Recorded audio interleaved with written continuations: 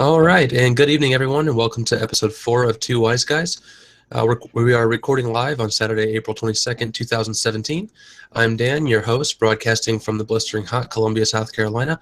And from the West Coast, broadcasting from sunny Los Angeles, California, is my co-host and brother-in-law, Chris. Hi, everyone. Good to see you.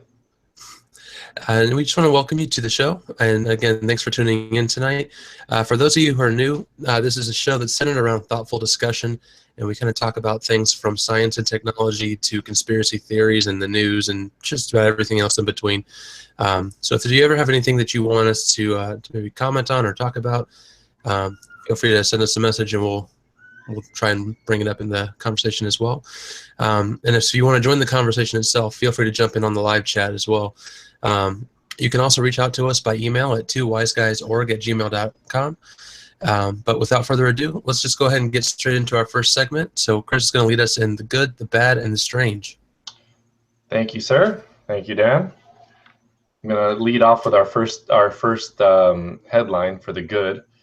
And this time, it's let me grab the screen share here.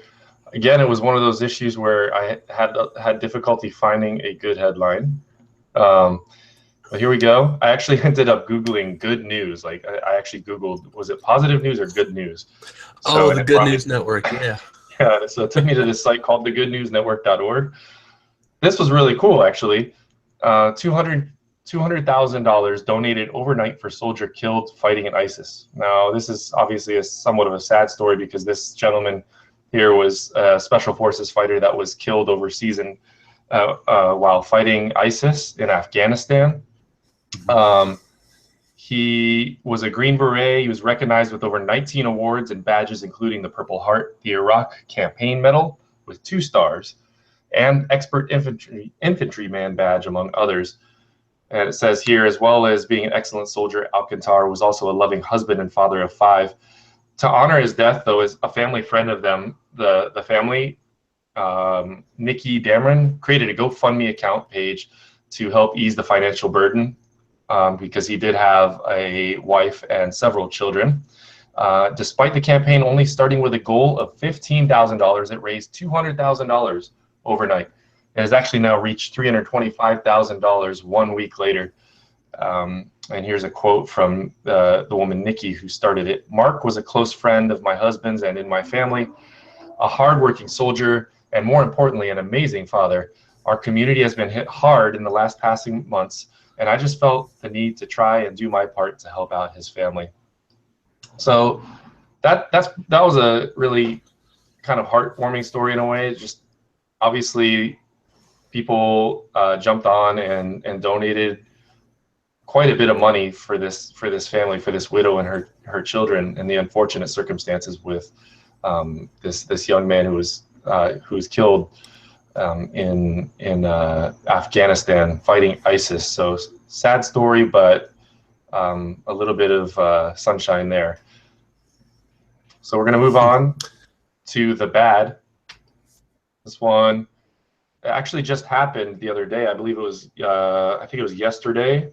So the situation here is multiple cities were hit with simultaneous power grid failures.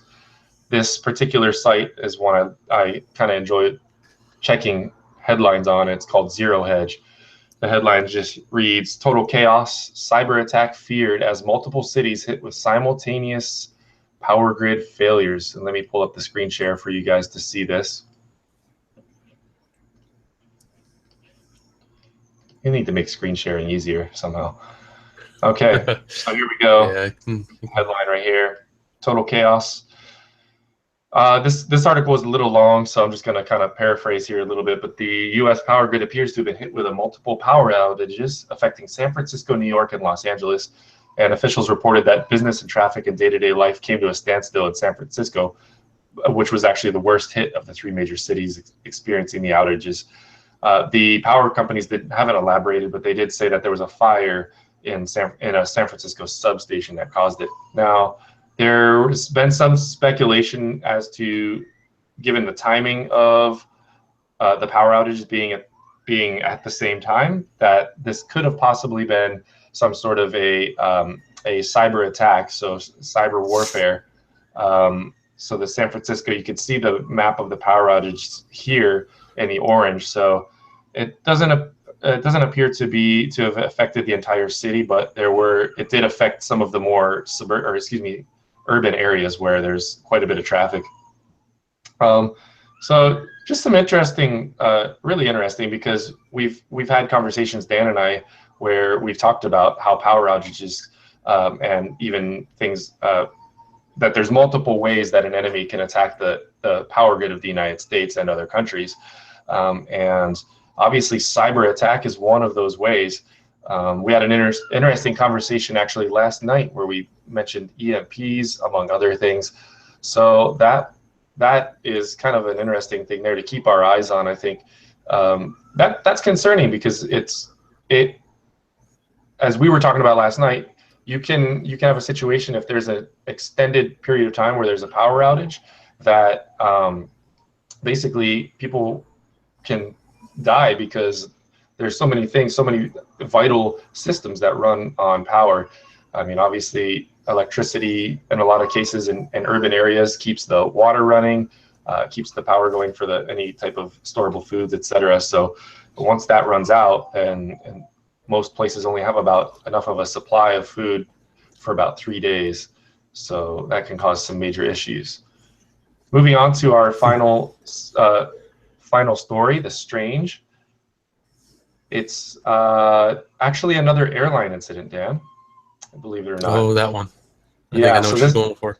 Yeah, so this just happened, I believe today, and the particular article I pulled it from is from the Sun, and it's really interesting. An American Airlines flight attendant whacked a mom with her own stroller as she was becoming distraught that they were taking it away from her.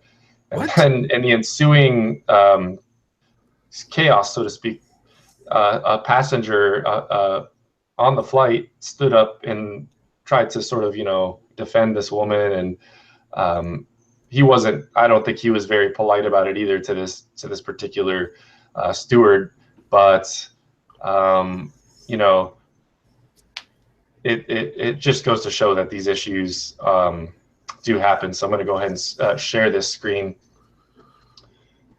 Here we go. Flight attendant, American Airlines steward banned from cabin after he whacked sobbing mom as she held twins and then challenged another passenger to a fight.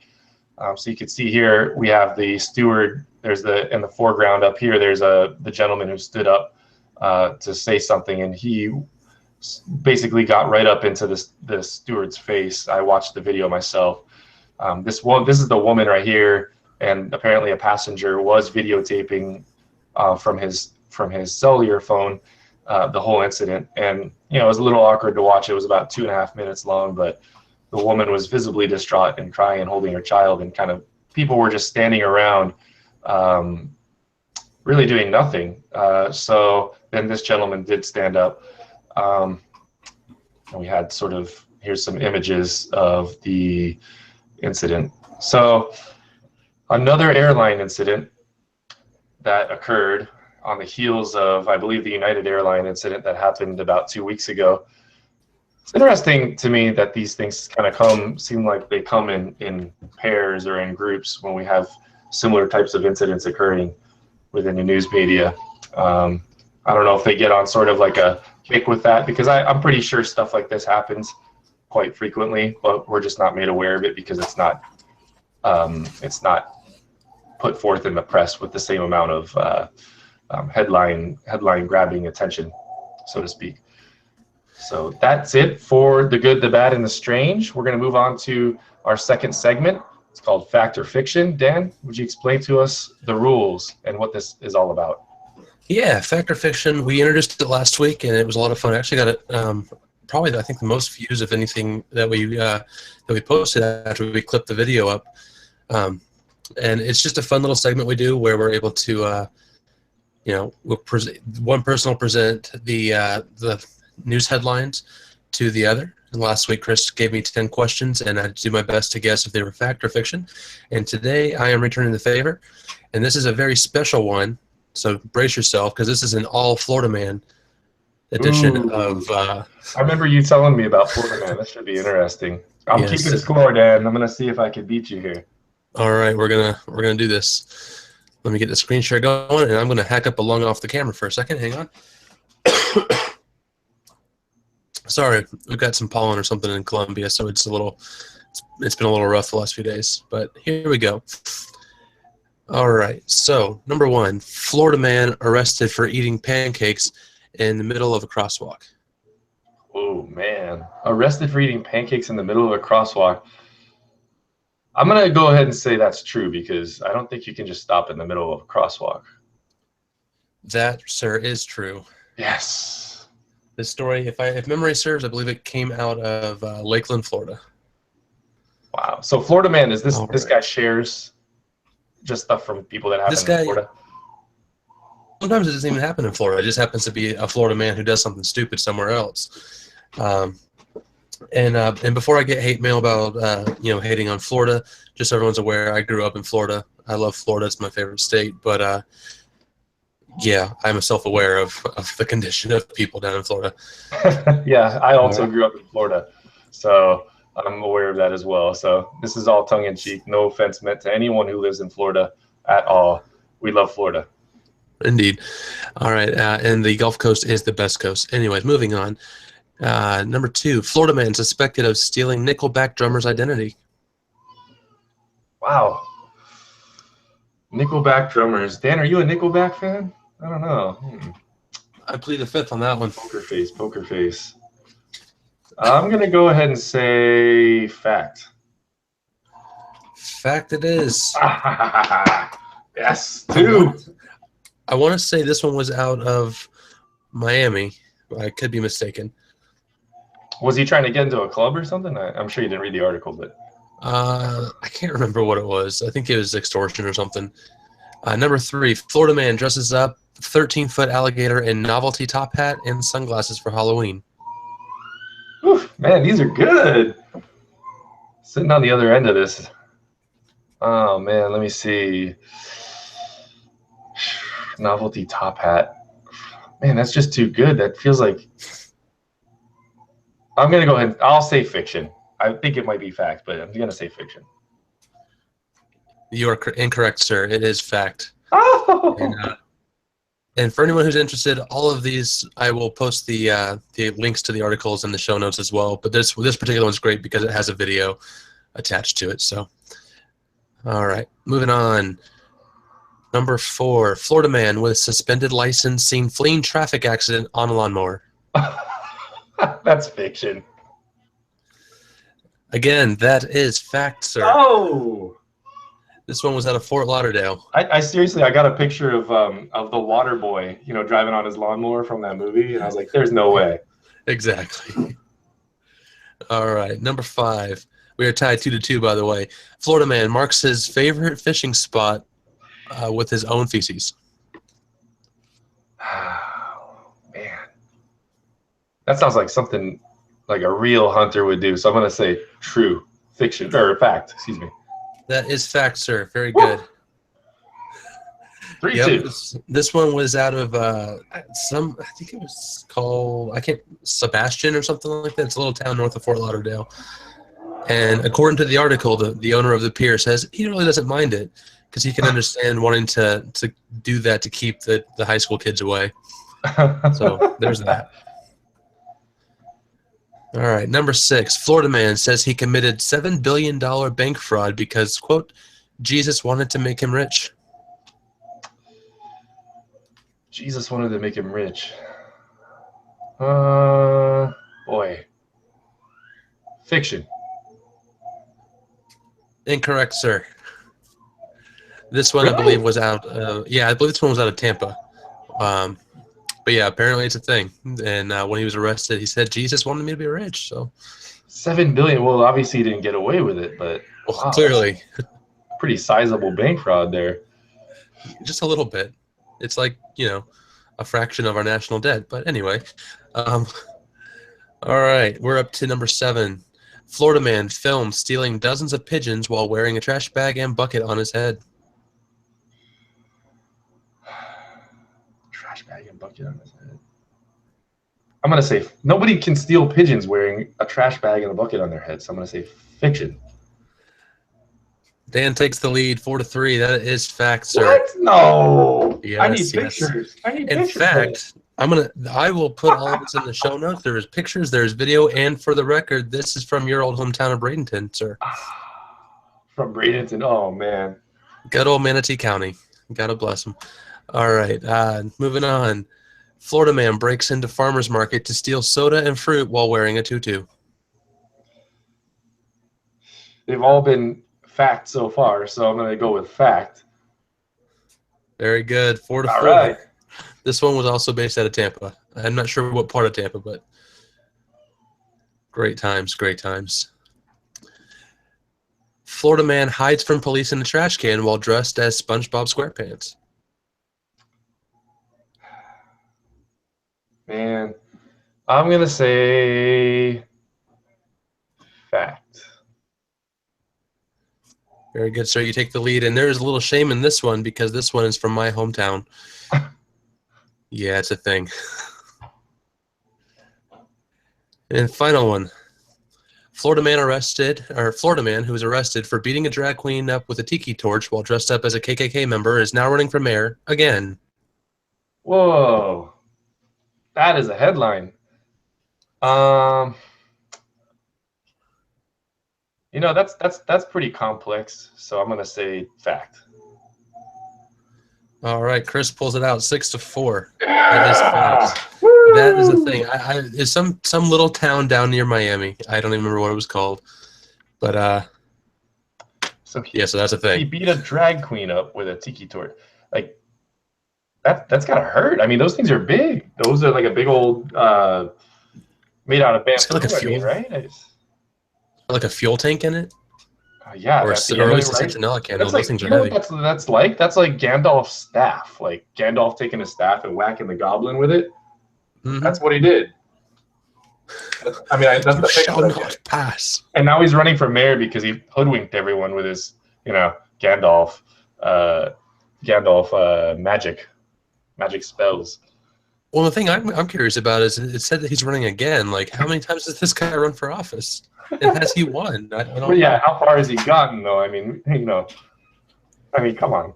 That's like what's that guy that runs for president every time? The Vermin Supreme guy. Vermin Supreme. Yeah. So I mean, he never gets very far either. So I just think I keep thinking of Gandalf when I see this. There he is, Mr. Gandalf. Looks like looks kind of like a tiki torch at the end, right? It could be, long staff. I mean, tiki torch maybe a little bit bigger, but Gandalf. Yes. He looks pretty serious though. Like he might actually beat up a. Anyway, we'll go there. Okay. For a second there, we almost broke the internet. Because apparently I was trying to stop screen sharing at the same time you were trying to start screen sharing, and Google just was like, I don't even know what to do. Oops. Okay, so all right, so that's all for the fact or fiction this week. I hope you enjoyed it. It was tons of fun to prepare, and yes, they were all fact, because you can't make that stuff up. Anyway, all those will be in the show notes if anyone wants to go and check them out and get a good laugh. If you haven't already and you're on Twitter, go follow @FloridaMan. It'll make your life better. But Chris, let's go ahead and move into your discussion segment for this week. Yeah, sounds good. My segment this week is titled Outrage Culture and the Reductionist Mindset, Reductionist Worldview. So there's this paradigm that I've been noticing as I pay attention, as I've been paying more and more attention to the news and just current events over the last maybe 2 or 3 years of my life. I'd never really put much stock in it before. I never really thought of myself as being political or even too much up on current events. So, but one of the things that I have noticed, one of the paradigms I have noticed as I have been paying attention to this and to current events, is that it seems that we're moving more and more towards an outrage culture. And what I mean by that is that we get bombarded with these sort of news articles, etc., on our social media, such as Facebook, Twitter, whatever platforms you might be on, and we see these, it pops up in our feed, and a lot of times, we have no control over what comes up in there. As we all know, Facebook, has some sort of a magic algorithm that thinks they know what you want to see. So they're going to show you the stuff basically that they decide is best for you. I mean, that's probably a topic of discussion for another time. But so what happens is when we see these articles, there are outrageous things. For example, the American Airlines incident that I just referred to under the strange in our previous segment, that's pretty outrageous. I mean, you think that this woman was almost hit by a stroller, or was hit by a stroller by a flight attendant as a passenger on the plane, and her child was almost hit. But the issue with it is it's that the information is usually given to us in sort of like a sound bite or video bite form. So we're only seeing the part of an incident that that is the most sensational. If I can use that phrase, I feel like the most sensational stuff is the stuff that's going to get the most, that companies feel is going to get the most clicks. So they're going to share that. They're going to share that aspect of it, and maybe not necessarily the full story. They may not be outright trying to deceive the public, but in that sense, we do see that people get outraged by this sort of thing, and in a lot of cases, rightfully so. I think that it's we all as human beings have a sense of justice, and some of us have maybe more of a sense of justice than others. Just when we see somebody who needs help, we go and help them. There's a guy on the corner that needs some cash. You might give him some cash to help him out, if you're so inclined. But the issue with it is that people have, and a lot of people have, different perspectives on things. So what happens is this outrage that gets displayed on the internet is almost becomes like a bit of showmanship in a way, because it's almost like people will sort of like posture in a way that hunters in the old days would posture. They would pose next to their kill with like their gun, like, hey, look what I did. So you're like showing off what you did, sort of like grandiose even. But in these cases, people are sort of like, saying they're saying how outraged they are by situations that arise around them. But then I feel like there's this paradigm where there's a lot of cases where nothing is done about it. Excuse me. So people are they're content to sit behind their computer screen or sit on their couch and say how terrible something is. But far and away, for most circumstances, most of us are not going to feel the urge to get up and do something about it. And that's perfectly fine. That's perfectly normal. If we went running after every cause or every single thing that irritated us, I think we'd be just all over the place. But isn't that kind of what people are doing now? I'm sorry, not to interrupt, but isn't that kind of what people are already doing? Like, if you go, there's a term that was coined a few years ago called slacktivism, because people hop on to whatever the latest issue is, and they advocate for it, even without having the full facts on the information. A good example was the Invisible Children Project. I think it was the Invisible Children. No, it was. I'm sorry. They're good. If you haven't heard of them, they're good. But it was the Kony 2012 project, and Joseph Kony was a really, really bad dude. He was the leader of the Lord's Resistance Army in Uganda, and was known for like pillaging, small tribal villages, and would take the children and use them as child soldiers in his army to fight against the government. And so there was this this thing that kind of blossomed at the peak of Twitter, and there was this movement to try and find a way to help capture this guy who's wandering throughout the bush of Africa. And a lot of people got behind it. They didn't really know much about it. They didn't know much about they didn't even know who Joseph Kony was, because most people don't study Africa, And then it turns out that people were giving all this money, and this guy behind the project was wasting the money. He wasn't actually using it to help people. Oh yeah, those African warlords. Yeah, and I had heard heard stories about that as well, where these guys would basically just, I mean, it's really sad, but they would do all kinds of these warlords, these African warlords actually were literally practicing witchcraft, where they would I know you're saying this particular guy used children as shields, and some other cases that I've heard where they actually will sacrifice them and do different stuff beforehand as well. So they'll literally kill a child to gain power from it before they go into battle, believing that will make them invincible. Not to get off, I don't want to get into too much of a bunny trail with that. That is something that is very worth being outraged upon. So that's a perfect example of what I'm talking about. But I feel like in cases like that, like you're saying, it's on Twitter where there was a lot of outrage.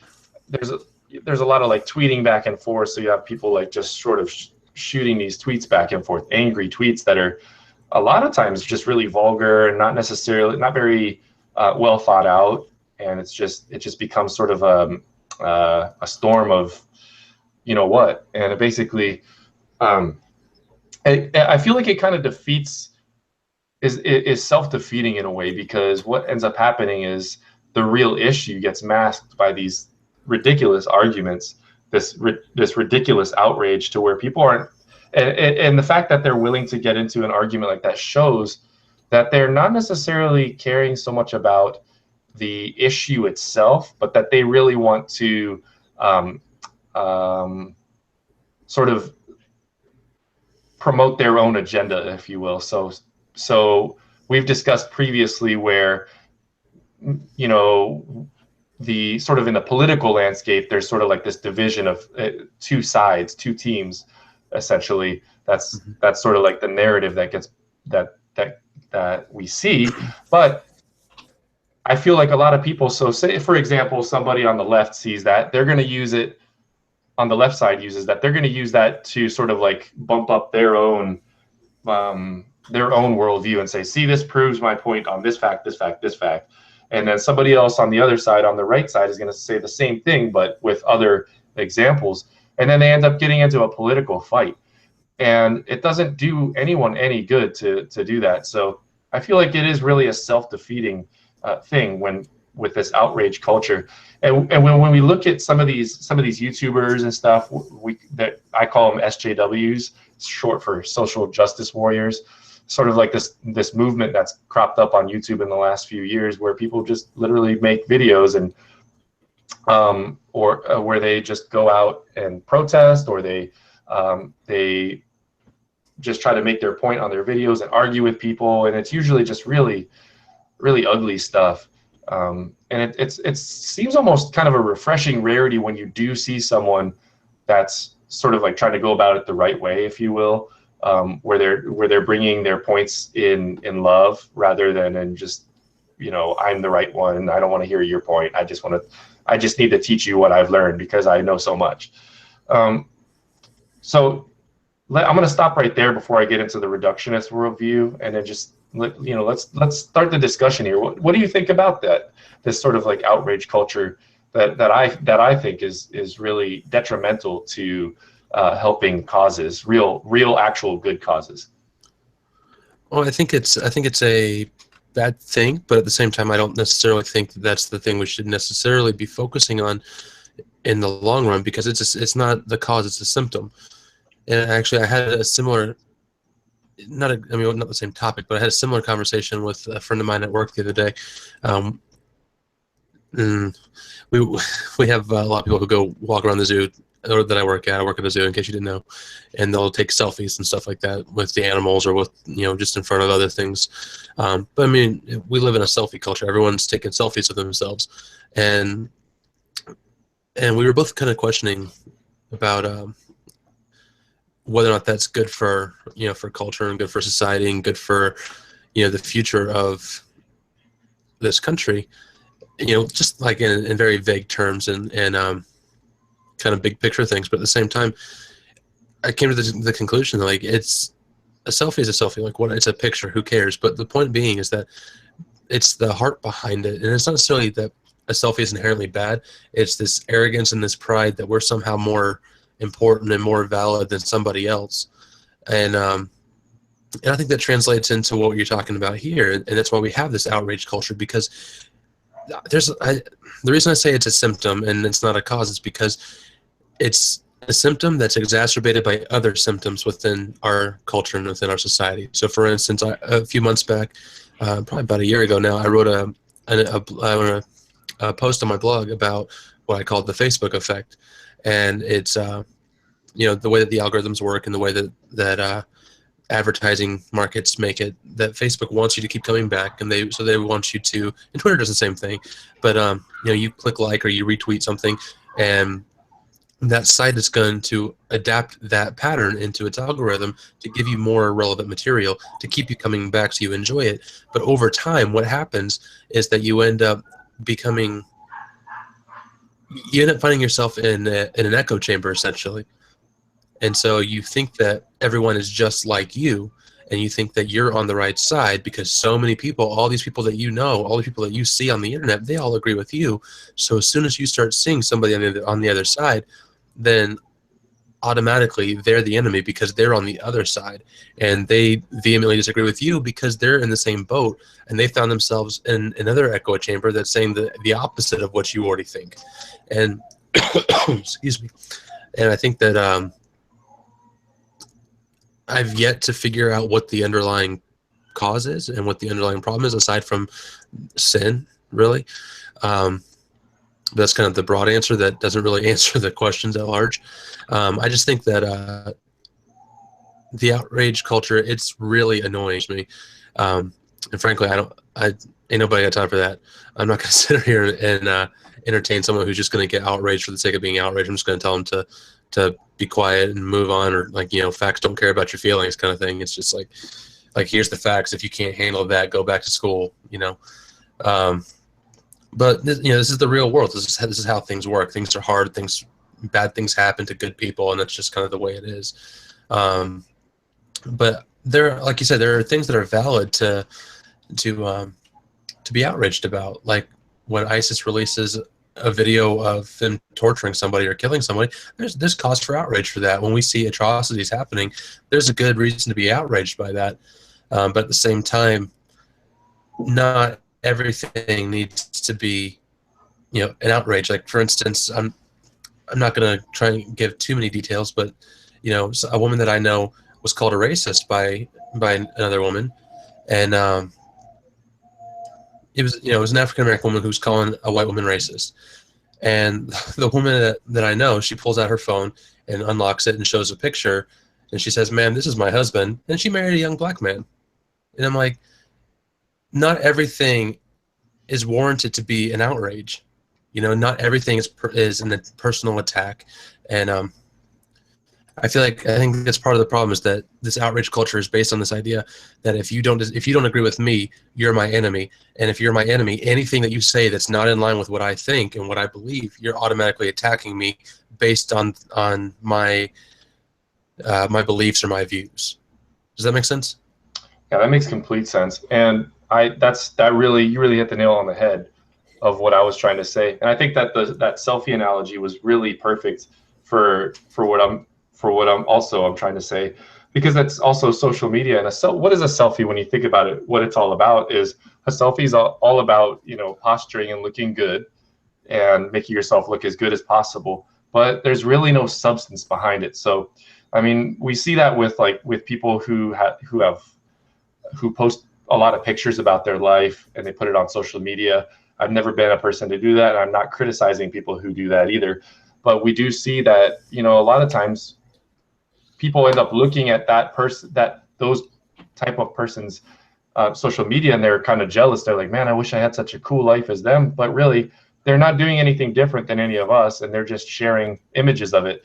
So I guess the point I'm trying to make is that there's not really any substance behind a lot of this outrage that we see.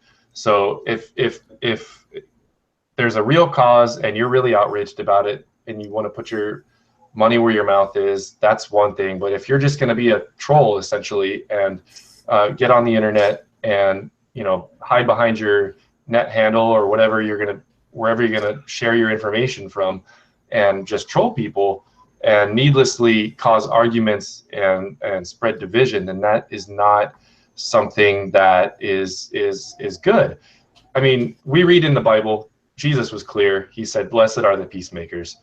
He said that on the Sermon on the Mount. That was one of the 10, was it 8 or 10 beatitudes? And it that is such a truism right there, because when you are somebody who's constantly looking for, or constantly sowing division, that's what you're going to find everywhere. You're going to see it everywhere you go, and it's going to crop up everywhere you go, and you're just going to lead a miserable life, because you're always going to be angry at the people around you because they don't share your ideals on one particular subject or another. Inevitably, I mean, Dan, you and I, we're brother-in-laws, but there's subjects we don't agree on. If we ended up getting angry at each other for every subject we didn't agree with each other on perfectly, and we do agree on a lot of stuff, but we also disagree on stuff, then our relationship would just not be very good. So I guess the point I really want to try and get across to our audience here is, we need to be peacemakers. We need to come against this outrage culture and not come against it with more outrage. It's not good for us to come out and be outraged at the outragers, essentially. You know what I mean? Like, I'm outraged that you're outraged. I'm outraged that you're outraged that I'm outraged. It just feeds on itself. But rather come in love and building people up as much as possible. I mean, sometimes there's situations and firmness is needed. But I really think that's a key to us moving forward as a society and not allowing ourselves to be divided. What do you think about that, Dan? Yeah, and before we move off this topic onto the next one, just a thought on that too. You mentioned I think what you said was push back, or to push back, but to, I can't remember what you said. I'm sorry. You said something about in love, like to stand up in love or something like that. I think just stand up in love, just approach them in love. Yeah. Yeah. So, and I agree with that. But there are also times where we, for instance, we may disagree. Like we may disagree vehemently, not necessarily you and I, or even you and I, but I'm a constitutional libertarian. I'm not going to agree with the communists. It's just not going to happen. And so, for instance, just using that as an example, there's a way to disagree civilly. There's a way to disagree without outrage having to be a part of the conversation. But there are times when people say and do things where, and they could be good people. They could just be good friends of yours who have a different opinion, but they take an extremist view of things. And towards, is it necessarily unloving to push back more firmly than someone might be comfortable with just because it makes them uncomfortable? For instance, I'm not going to try to give an example because it's someone else's personal example. I'm not going to use that, but they believe it, they're happy with it, but that's not something that, according to what they espouse, that's not something that is appropriate. So I guess you could liken it to church discipline would be the best thing I could think of. When for those of you who aren't Christians, we have this thing in Christianity called church discipline, where if somebody is a believer in Jesus Christ as Messiah, that if they're doing something in sin, that it's the responsibility of their other Christians around them, brothers and sisters in Christ as we call them, to come alongside them and to help correct their behavior, and help them to change their thinking on it. And some people would say that's like brainwashing or whatever, but they missed the point, because it's supposed to be in love. As a family, as you would go to a brother or sister family, if they were doing something wrong or destructive to themselves or others. I totally lost my train of thought of where we were going with that. I guess the point being that I don't necessarily think that it's unloving. It might not necessarily come out as kind, but it's not unloving to to push back firmly when somebody's clearly doing something wrong or something that's destructive, even if they think that they have the best intentions behind it. I couldn't agree more with that. And I think that within like social circles where you're friends with people, there's that's where we have to use discretion. We need to use wisdom in how we would, if we would approach a friend.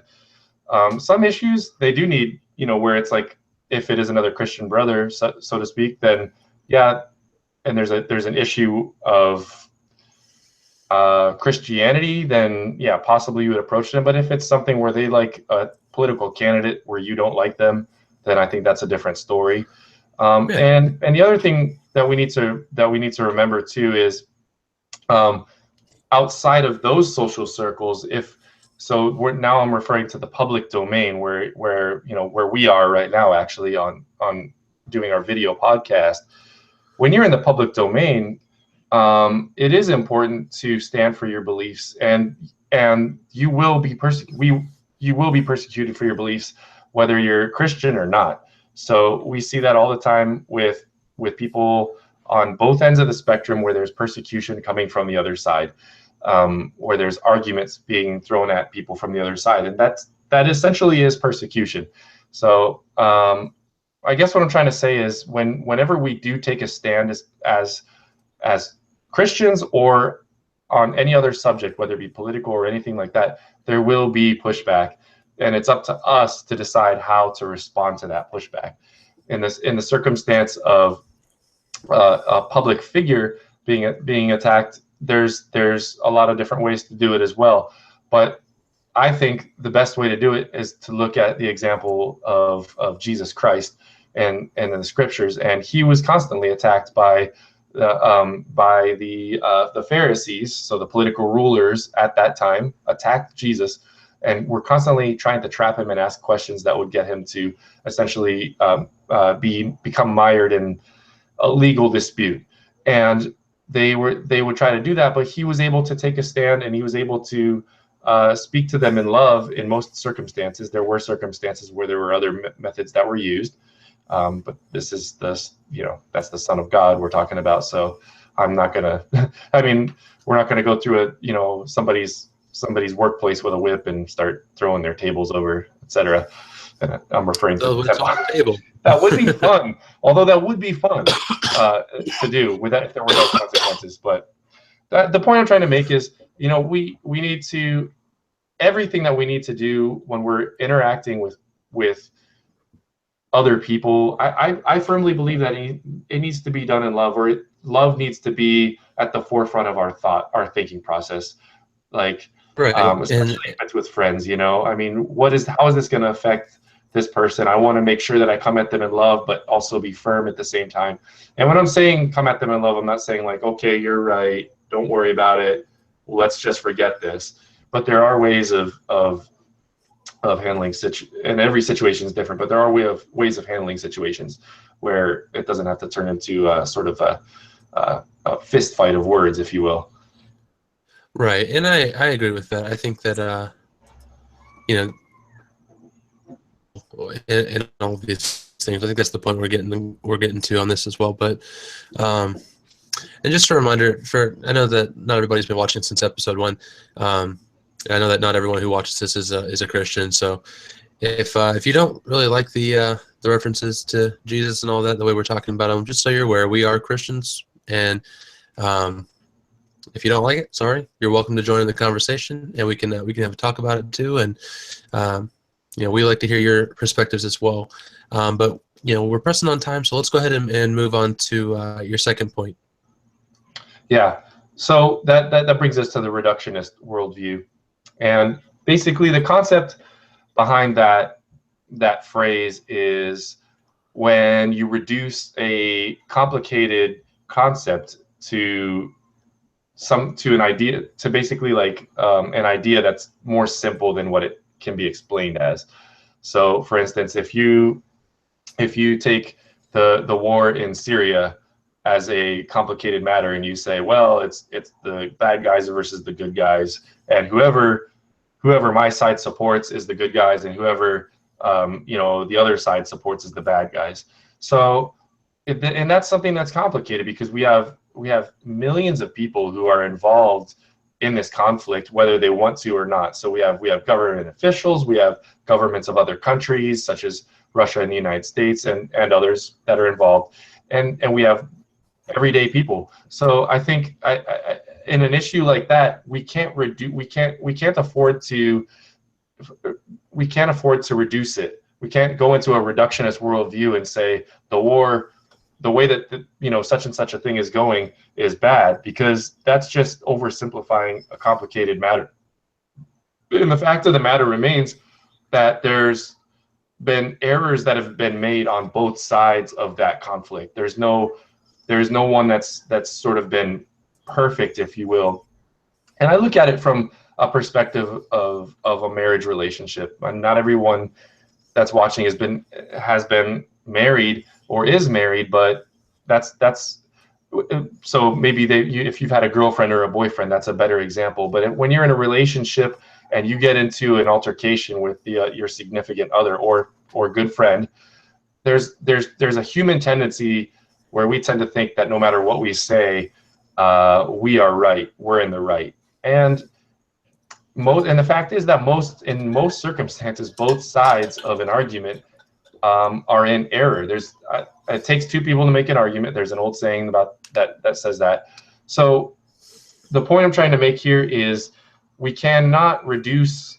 We can't just reduce things to their sort of soundbite or headline, if you will, and that is an issue that sort of, I think, is feeding this reductionist worldview, where a lot of people have become headline readers. So we read a headline that we see on whatever platform we read it on, whether it be social media or news or whatever, YouTube, and we just read the headline. We don't watch the video. We don't read the article. We don't read the post, or we read the first couple of sentences or paragraphs and we miss the whole end of it. And so then what inevitably ends up happening is we reduce a situation to whatever we know about it. So it's this reductionist worldview. We're simplifying it and we're saying, okay, my worldview my perspective on this topic is right because I read it and I believe that it's true, even though our knowledge is extremely limited and we don't know very much about it. So, Dan, I just want to take your perspective on that. How can we avoid reducing our worldview and kind of taking more of like a more mature, broad worldview? Learn to think critically.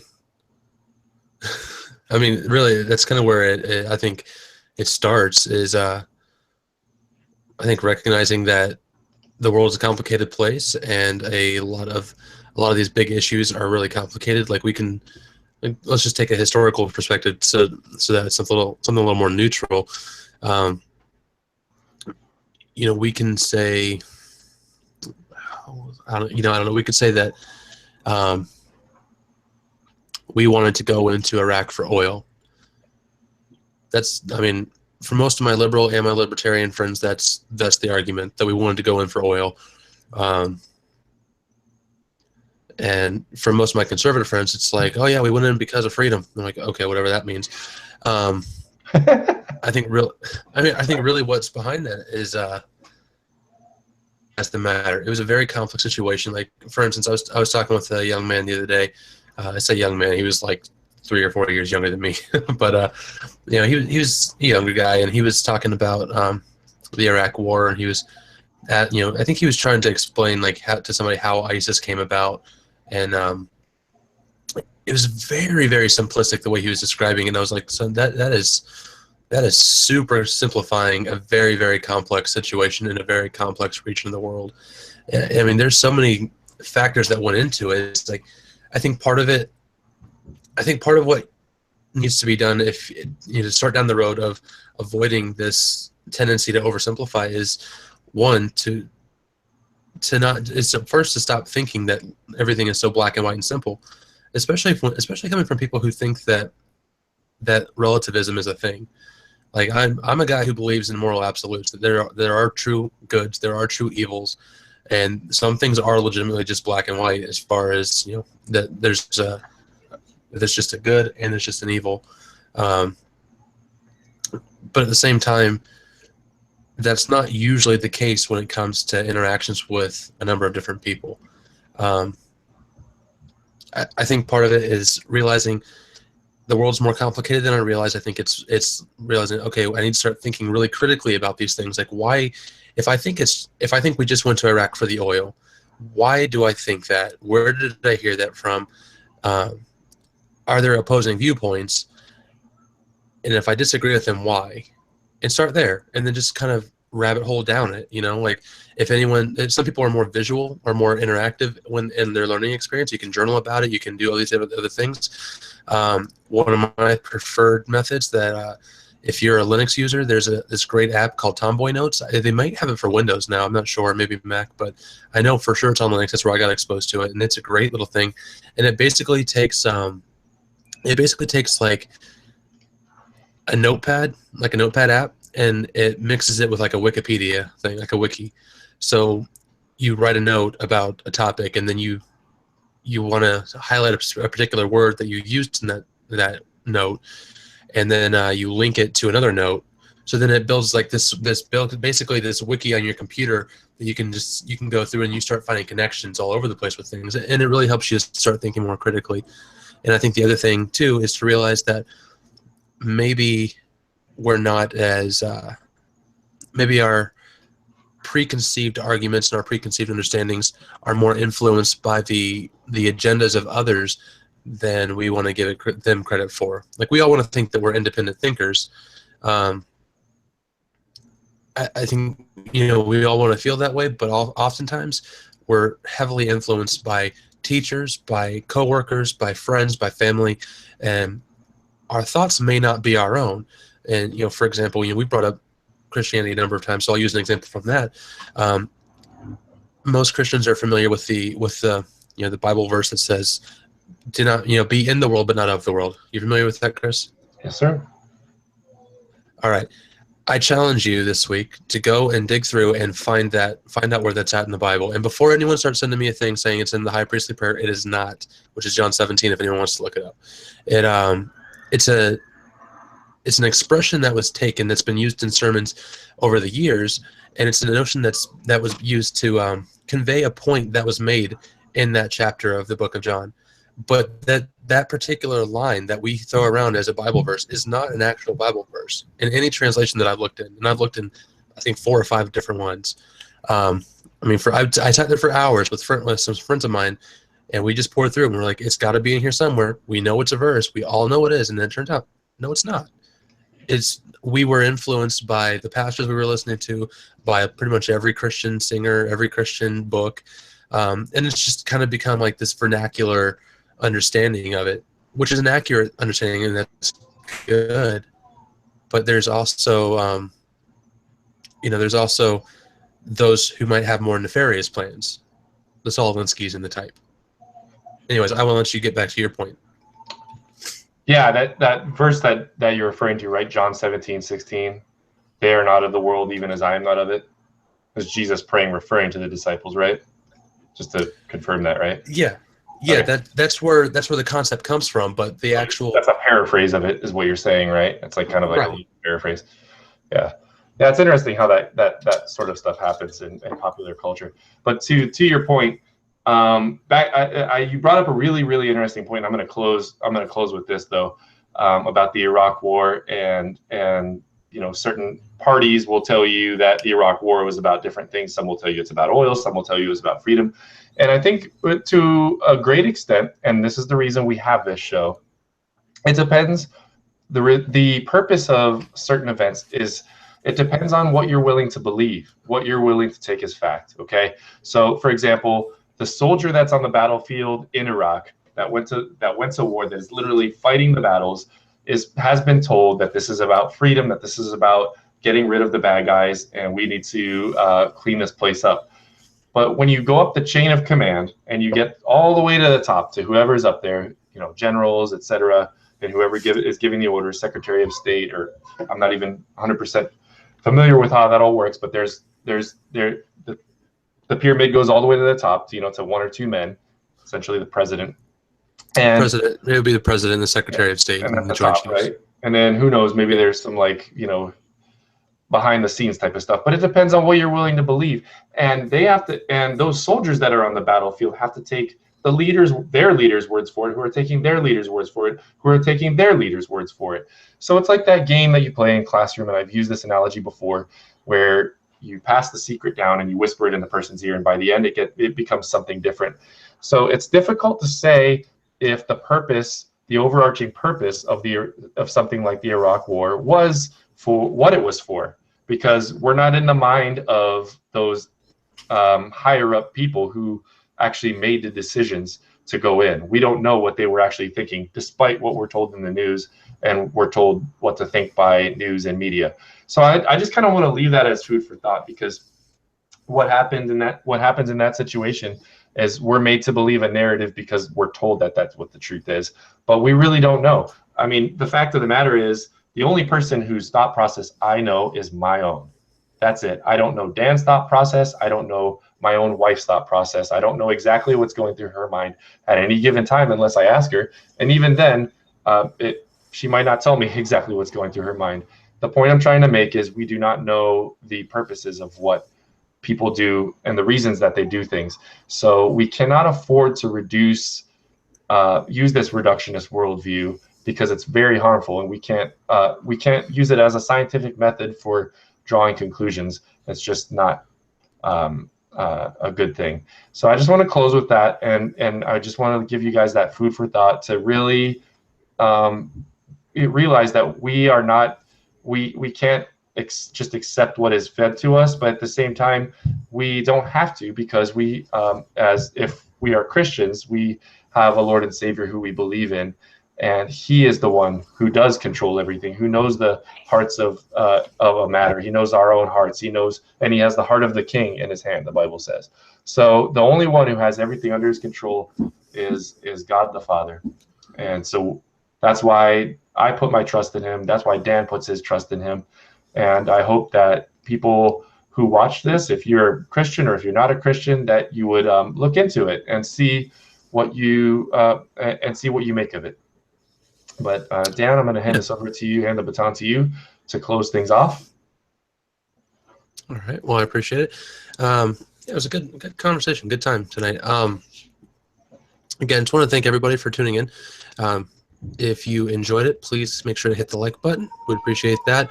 Also, we'd like it if you would subscribe as well. That helps us out as with YouTube. And then share this with your friends. If you know somebody who might be interested in this, maybe you don't particularly like it, but you know somebody who might, maybe just pass it along and just tell them to YouTube search Two Wise Guys, and it'll pop up there. Just a couple other things as well. If I know this episode got a little more churchy than I was expecting, which is not necessarily a bad thing, but I know some people aren't going to like it. So again, you never know what you're going to get. So we're like a box of chocolates, Dan. That's our show. That should be our show tagline. Two wise guys, like a box of chocolates, or something. That's not a bad idea. We should put that on a mug or something.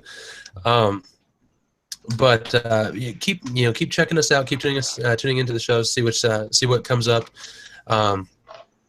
If you are a Christian, you are more than welcome to send me your questions. I don't know about Chris. He's busy with his work stuff. But like I said before, I have a website. I have a blog that I keep. And actually, I haven't even told Chris about this, but I've been kicking around the idea, and I think I'm going to finally try and get it going next week, because I got this fancy new microphone for my birthday. I'm super excited about that. I'm going to try to start podcasting, so you might maybe start looking out for the Ancient Abandoned Podcasts account. So if you're interested in that, it's answering the post-Christian world. So even if you're not a Christian, if you have questions, it can be something as simple as why do Christians seem angry at everyone? Because I've gotten that question many times. I'm probably going to answer that one soon. Really anything's up for grabs. I've done reviews of popular songs, not Christian songs. Like Take Me to Church was probably one of the biggest songs from 2014 that I kind of reviewed and went through. But there's all sorts of things. So anything's really up for discussion. Excuse me. But also, we really like hearing from you guys on this show. So if you guys have anything you want us to cover, or anything that maybe we touched on that we got wrong, because we're just a couple of guys trying to do this in our spare time, so we're not going to sit there and comb through the news every day for 5 hours a day. So if you see something that maybe we messed up on, let us know, and we'll do a correction next episode. But yeah, we would love to hear from you guys. Again, you can reach us on email. Send your emails to twowiseguysorg@gmail.com. I want to say there's like a Google Plus page now, but I can't remember if I set that up or There it not. is. So maybe Yeah. look it out. Uh, but yeah, you can find me on Twitter at Reborn Jumpman if you want to shout me out there. And you can also, just put a link in the. I'm sorry, put a comment below on this video once it's archived, and we'll respond to you and maybe bring up some stuff that you've been talking about there. But Chris, do you have anything you want to add before we wrap up? That's it. I'm just really thankful for anyone who's watching. We know it's, your time is valuable, and we try to make this show have content that's really relevant and as valuable as possible to you in your daily life. So just really hope you enjoyed the show. Please reach out, contact us about anything that you want to share with us, concerns, ideas, anything at all. And we'd love to hear from you guys. Yeah. So thanks again, and tune in next time. It's going to be 2 weeks from today, which, if I'm not mistaken, is May the 6th, so day after Cinco de Mayo. And we're going to have another good time on that show. And I think we actually pulled it off, Chris. We got really close to an hour this time, so kudos on that. We did. I think we're just a couple minutes over. There we go. We're getting the time down so everyone can stop complaining about the videos being too long. But yeah, look for these, and feel free to share them if you have the ability to do so, and you have the technical know-how. Feel free to download them and share them with other people too. So until next time, I hope that you all have enjoyed it, and we'll catch you around next time. Take care.